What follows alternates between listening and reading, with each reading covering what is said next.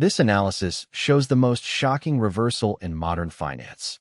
30-year Treasury bonds are now offering 5% risk-free returns, while the S&P 500 yields just 1.9% in dividends. For the first time since 2007, risk-free government bonds are providing competitive returns to stocks, fundamentally changing investment mathematics. Looking at current market conditions, this chart reveals why every financial advisor's always buy stocks advice might be wrong in 2026. Bond funds are paying up to 14.9% yields while stocks trade at 19x earnings with massive volatility risk. The 5% revolution in bond yields creates the first legitimate alternative to stock investing in over a decade. What emerges from institutional analysis is that smart money understands something retail investors don't. When risk-free assets offer competitive returns to risk assets, the entire investment framework shifts. This isn't about market timing. It's about risk-adjusted mathematics that most investors are completely missing. This yield analysis demonstrates the most dramatic shift in bond markets since the 1980s. 30-year Treasury bonds now yield 4.9%. 10-year Treasuries offer 4.5%, and high-grade corporate bonds deliver 5.5% to 6.2% returns. Investment-grade bond funds are providing 5% to 8% yields with significantly lower volatility than stocks. Looking at historical context, this represents a complete reversal from the 2010 to 2021 period when bonds yielded essentially nothing.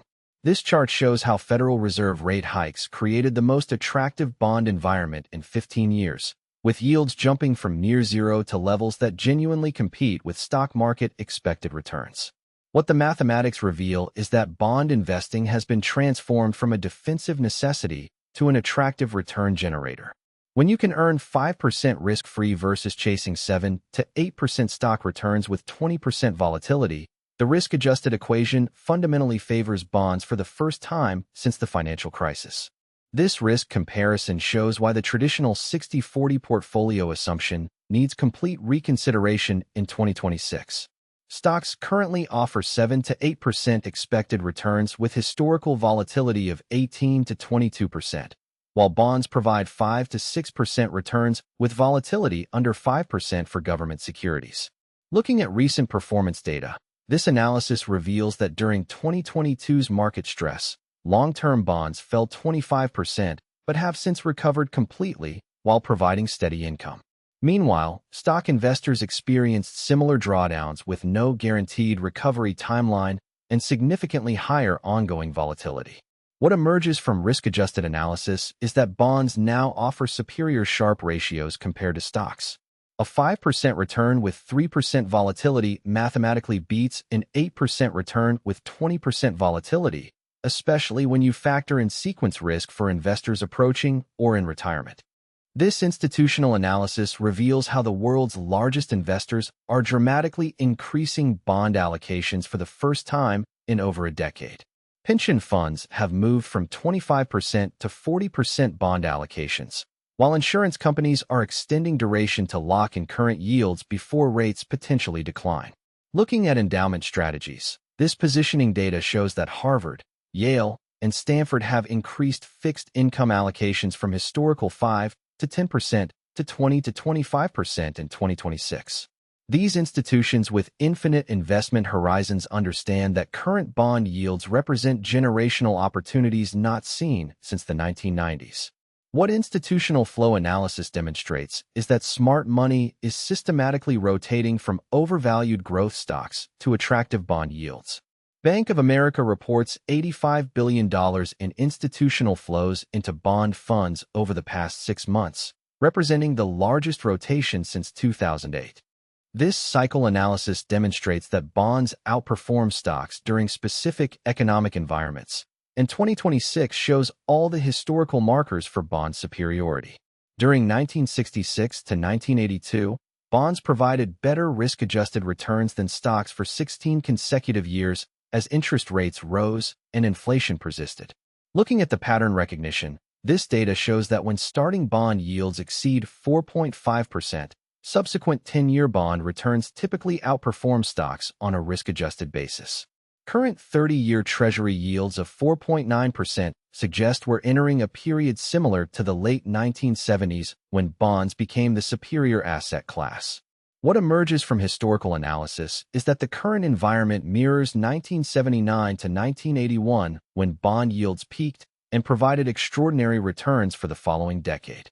Investors who positioned in bonds at 5% plus yields during that period achieved 12 to 15% annual returns as rates subsequently fell. This Fed policy analysis reveals why current bond positioning represents optimal strategic timing for the first time in 15 years. With federal funds rates at 5.5% and Fed signals indicating their near-peak tightening, bond investors can lock in current yields before the inevitable cutting cycle begins. Looking at duration strategy implications, this framework shows that longer-term bonds offer the greatest potential for capital appreciation when rates decline.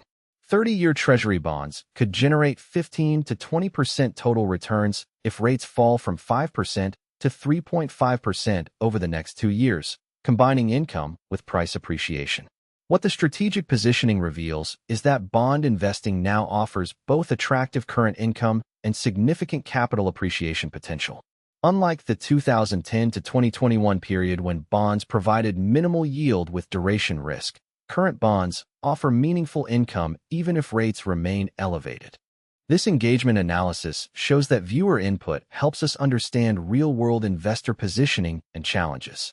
Tell us in the comments, what percentage of your portfolio is currently allocated to bonds, and how has that changed since interest rates increased to current levels?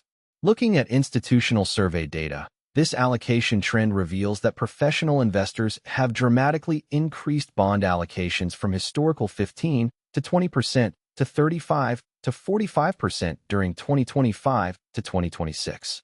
Family offices managing billionaire wealth report their highest bond allocations since the early 1990s. What emerges from crowd wisdom is that retail investors often lag institutional positioning by 12 to 18 months. Your comments help us understand whether Premium Logic Lab viewers are thinking like institutions or still following outdated low-rate environment strategies. This quantitative comparison demonstrates why current bond yields create the first legitimate mathematical challenge to stock investing since 2007. Treasury bonds offering 5% with minimal credit risk compare favorably to S&P 500 expected returns of 7 to 8% with significant volatility and no return guarantees. Looking at the Sharpe ratio calculations, this analysis shows that government bonds currently offer superior risk-adjusted returns compared to stocks. A 5% bond return with 3% volatility provides a Sharpe ratio of 1.67, while an 8% stock return with 20% volatility yields a Sharpe ratio of just 0.40. What the mathematical framework reveals is that bonds offer better return per unit of risk taken, especially important for investors who cannot afford significant portfolio drawdowns. The certainty of bond income versus the uncertainty of stock returns creates compelling value in the current environment. This global analysis reveals that international bond markets offer even more attractive yields than U.S. markets, with German 10-year bonds at 2.8%, UK 10-year gilts at 4.2%, and Australian 10-year bonds at 4.6%. These yields provide currency-diversified income streams superior to U.S. dividend stocks. Looking at emerging market bond opportunities, this data shows that investment-grade EM bonds yield 6 to 8% while offering exposure to faster-growing economies. Singapore government bonds yield 3.2% with strong currency backing, accessible through Tiger Brokers and Moomoo platforms for local investors. What emerges from global positioning is that bond investors can construct internationally diversified portfolios yielding 5 to 7% across currencies and credit qualities. This provides both geographic diversification and yield enhancement compared to concentrated U.S. stock market exposure. This income strategy analysis demonstrates how bond laddering now provides superior predictable income compared to dividend stock strategies. A 5-year bond ladder with current yields can generate 4.5 to 5.5% annual income with complete principal protection at maturity.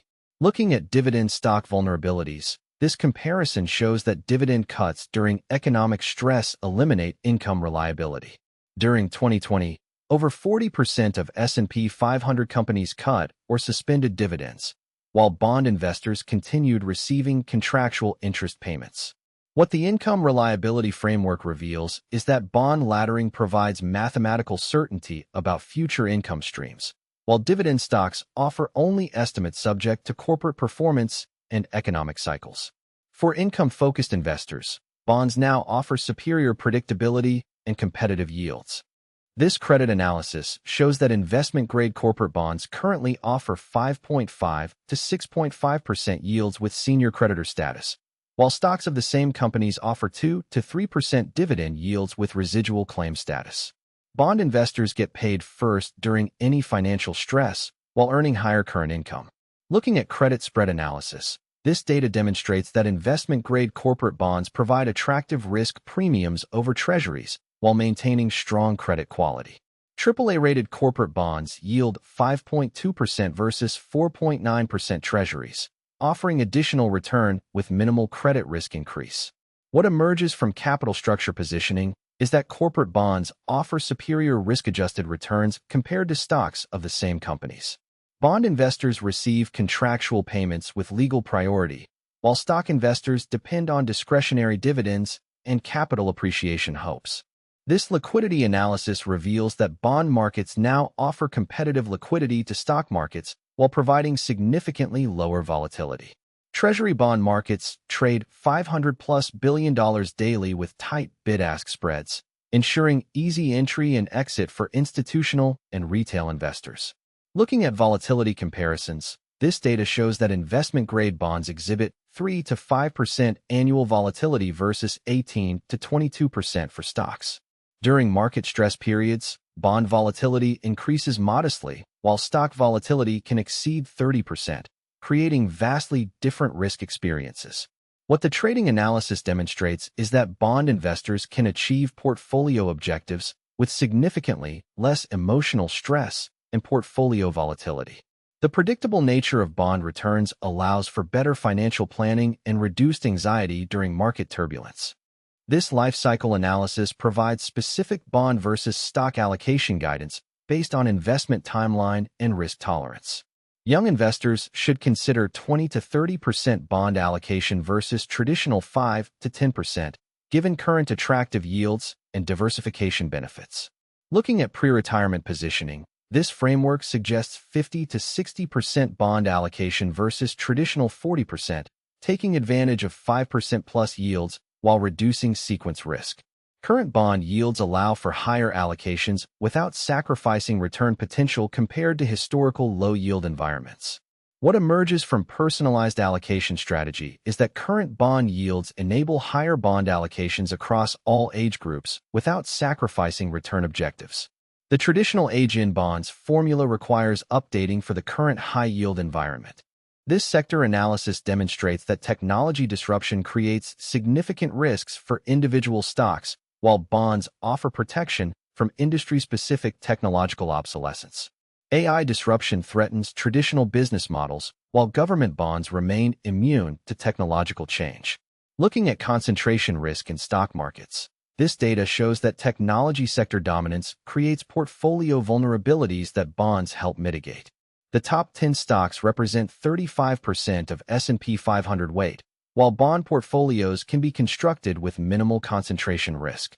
What the diversification framework reveals is that bonds provide essential portfolio stability during periods of rapid technological change and market concentration. While individual companies face disruption risk, government bonds offer consistent returns regardless of technological innovation cycles. This implementation strategy provides specific steps for optimizing your bond versus stock allocation in 2020 SIX's unique high-yield environment.